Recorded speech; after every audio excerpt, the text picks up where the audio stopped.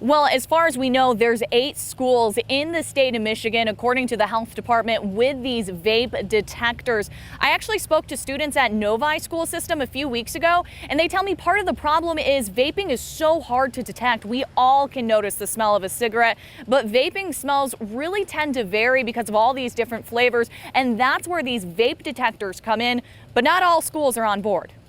It really is about communication. Superintendent of Novi Schools, Dr. Steve Matthews, says their focus is on educating students about the dangers of vaping. He says with over 5,000 square feet and 20 bathrooms scattered throughout the high school, he feels vaping detectors would be too much. It seems like we would have our administrators and hall monitors kind of running around the building all day long, trying to catch a ghost, if you will. We're just here to try to help the schools, and keep the kids safe. Derek Peterson is the CEO of Soter Technologies. The New York-based company is the maker of FlySense vaping detectors that provides visibility to areas where cameras are not permitted. Peterson says their product has been installed in 25 different school districts throughout the state of Michigan. When vaping smoke is detected, an alert notification is sent to school officials, giving them the location of where the vape smoke is coming from. The hardware and electronics, all that works. We couple that with a series of training classes to help the schools really create what we call a hashtag no vaping campaign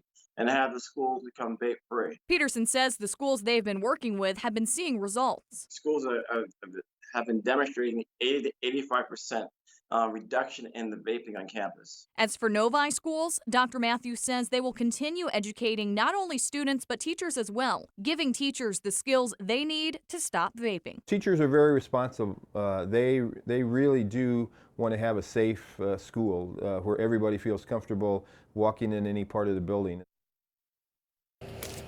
Now, we are also told that FlySense can detect loud noises. The purpose there, hopefully to deter any type of bullying. Reporting live, Allie Hoxie, 7 Action News.